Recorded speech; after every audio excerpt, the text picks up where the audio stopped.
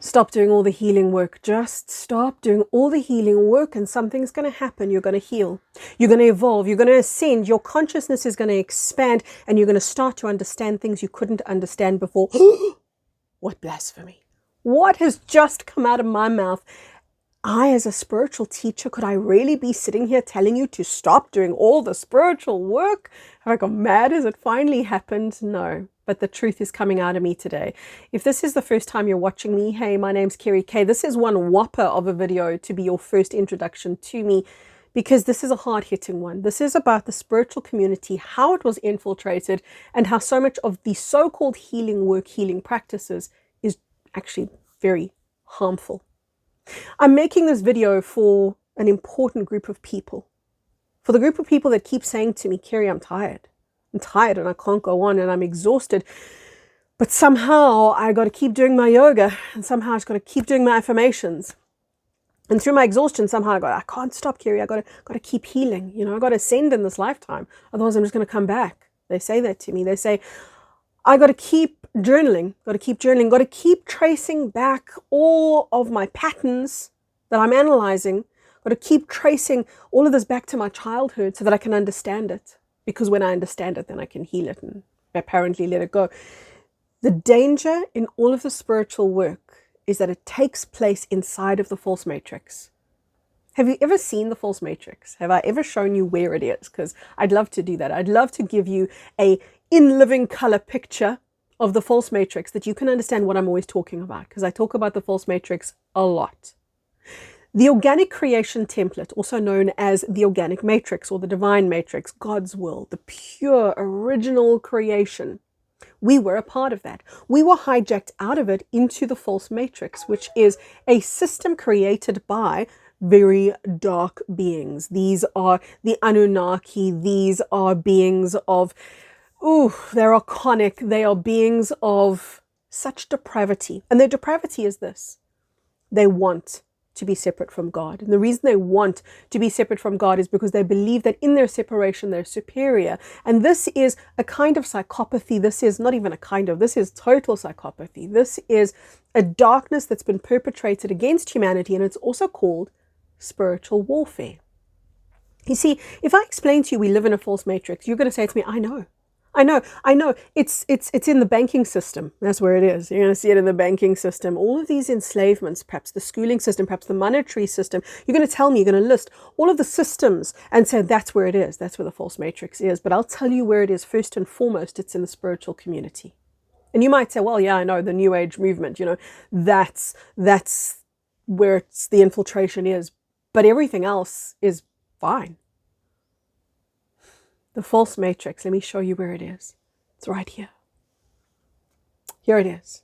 This prison, when you live inside and cannot get out of it, no matter how much gym you do and how much walking you do and how much analyzing you do and how much connecting, tapping you do inside the body and yoga you do, because this is going to get you into the body. The false matrix and the grip that the false matrix has on people is that they are separate from their consciousness. That is what that's the principle upon which the false matrix is set up and upon which it runs. That the participants in the false matrix do not know that they're participants because they do not know that they are consciousness, because they are separate from their consciousness. Spiritual warfare was perpetrated against humanity to keep them into a disconnection from themselves, from their consciousness, to the point that people say to me every single day, and I'm not even exaggerating, every single day I get questions like this. Is this spiritual leader right? Is that spiritual leader wrong? Is this spiritual practice right? Is that spiritual practice wrong? Is this belief right? Is that belief wrong? Is this mantra, this affirmation, this practice, which one is right? Which one is wrong? Why do people ask me these questions? It's because they don't know. Why don't they know? Because they can't connect to their consciousness, which does know. That's spiritual warfare. Spiritual warfare is the inability to gain connection to your divinity. So that's the trapping, that's the prison of the false matrix that most people live inside of. So as much as I'm saying to you, drop all the spiritual work, I'm going to tell you what to do instead if you want to. you're free. You can say, oh, Kerry, you are doolally. You have finally lost the plot.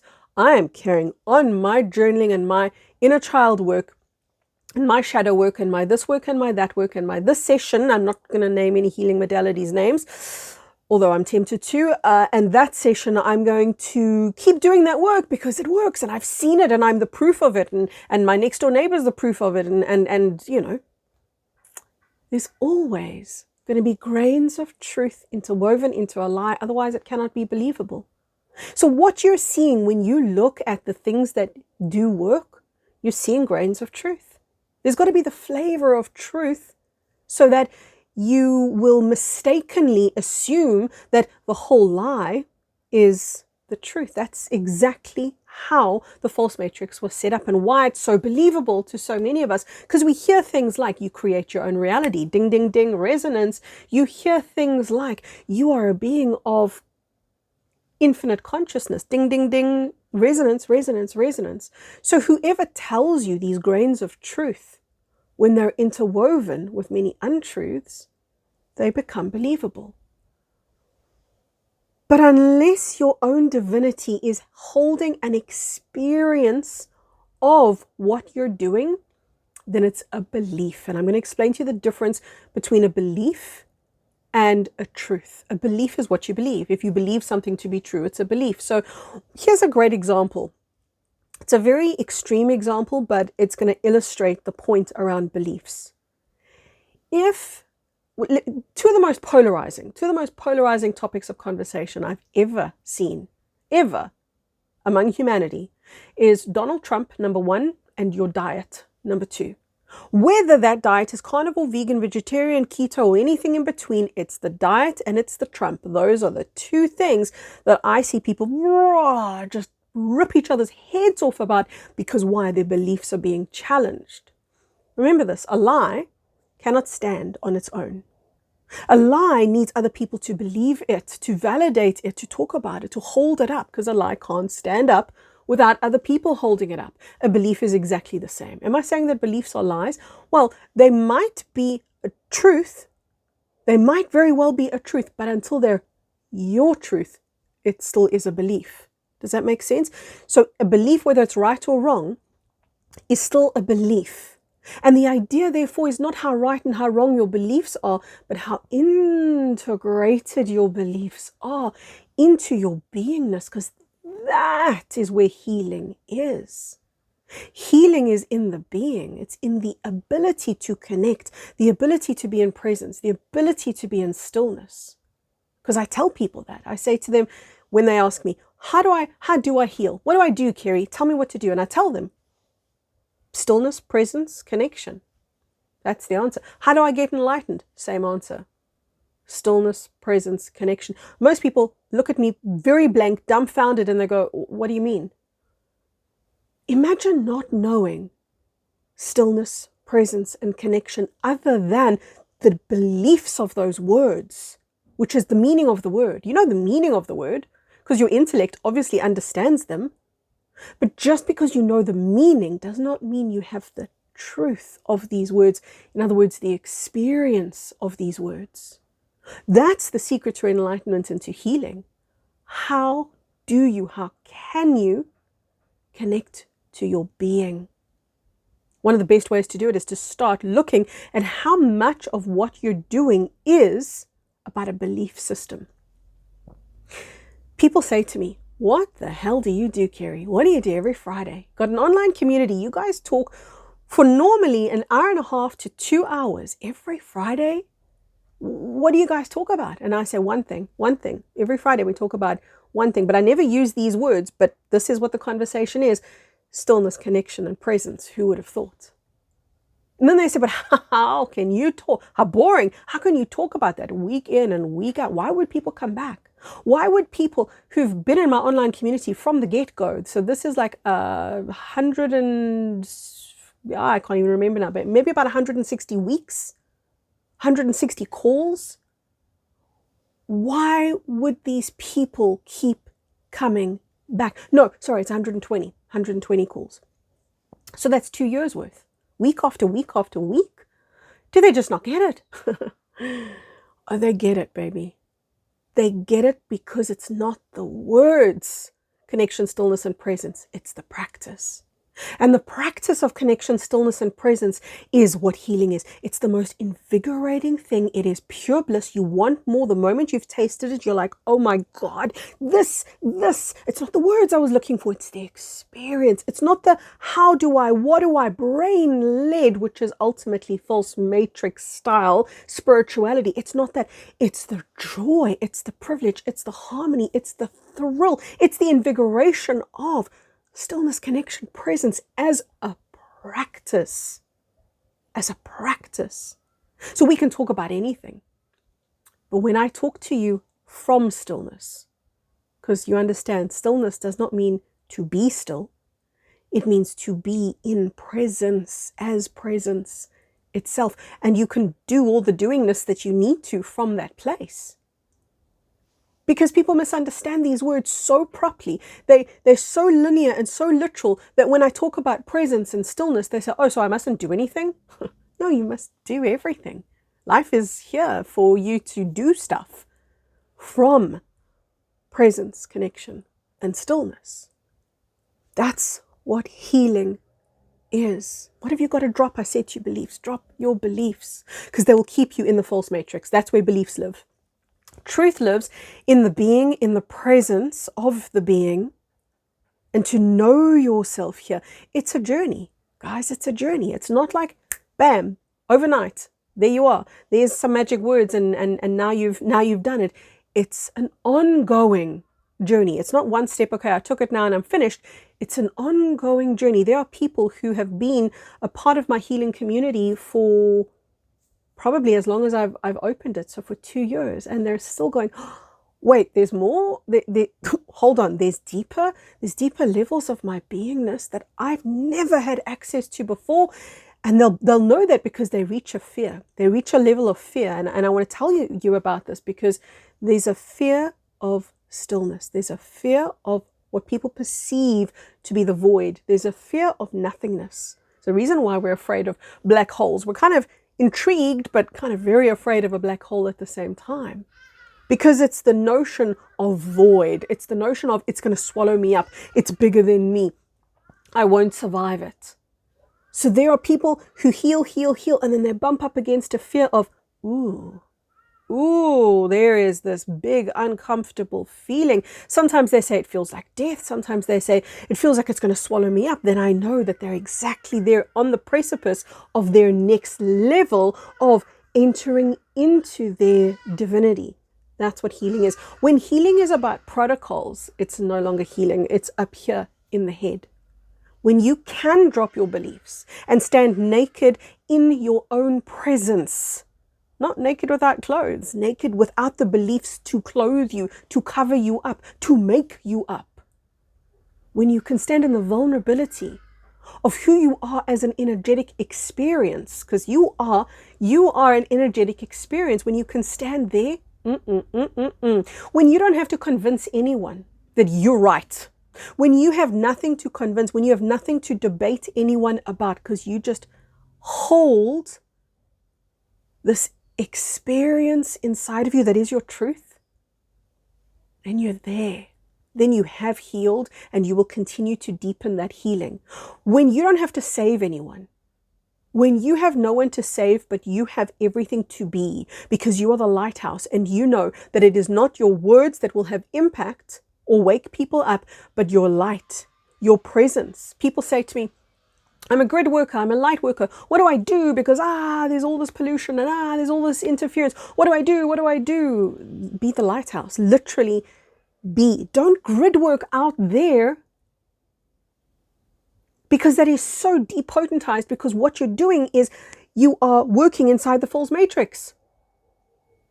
That's not what you need to do. You need instead to get yourself into your presence, into your body. And when you do, you are outside the false matrix. Okay, now we're doing something amazing. So now when you're outside the false matrix and you're connecting to divinity, to the natural, organic, divine creation template, and you're bringing that in, Ooh, guess what happens? You bring it into the false matrix and you crumble the false matrix from the inside, but you don't live in the false matrix. You are still plugged into it because you're at the very least interacting with people who are in the false matrix.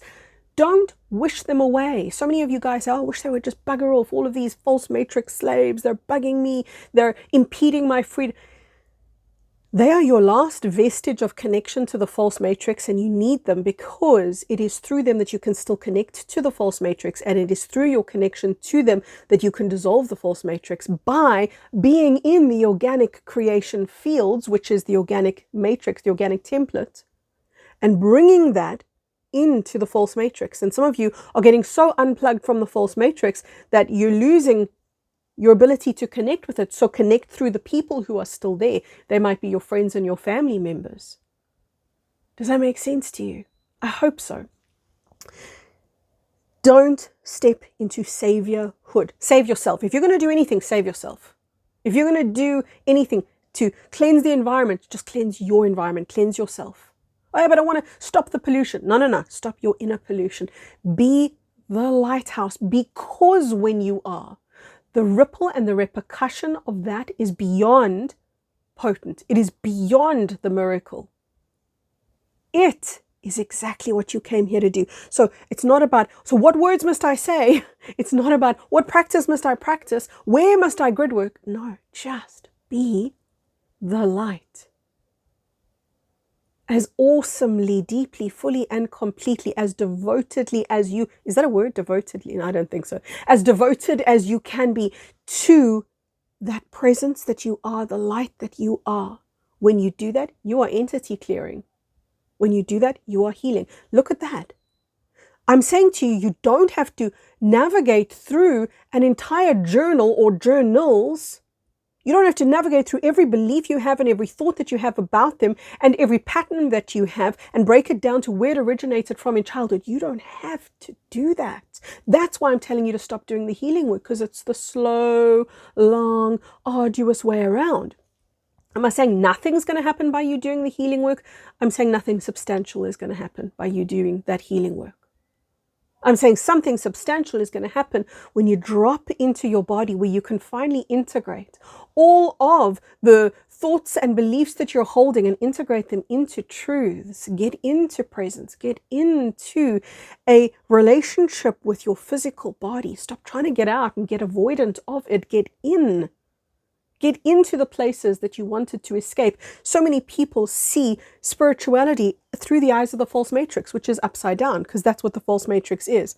It's everything inverted, everything upside down. Do you know what they do? They say, no, I don't have time to just sit and be still. I got to heal, baby. I got to do stuff. I got to trace this pattern back to childhood and forgive my father. And then I got to work with my mother and bang a drum with a shaman or something like that, because they're too afraid of stepping into that silent inner place where the hurt lies, or where the perceived emptiness lies. Do you know why people are afraid of that? Because it's a threat. Do you know why it's a threat? Because it instantaneously vanishes the ego. It makes the ego vanish. It makes the ego dissipate.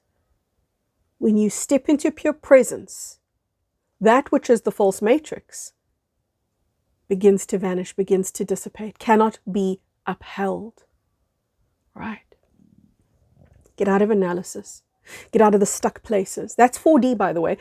Stuck in limbo. That's the 4D stuck limbo place. I've got a video here on my channel, so I'm not going to explain it too much. You go watch that video. You can just type in Kerry K 4D or Kerry K limbo, and that video will come up.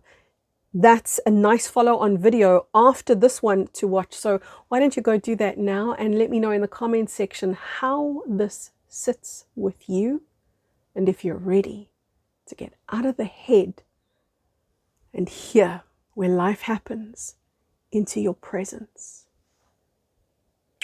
From my heart all the way into yours.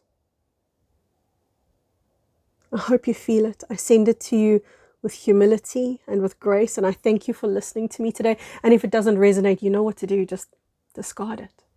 But if it does resonate, act upon that resonance. From my heart to yours.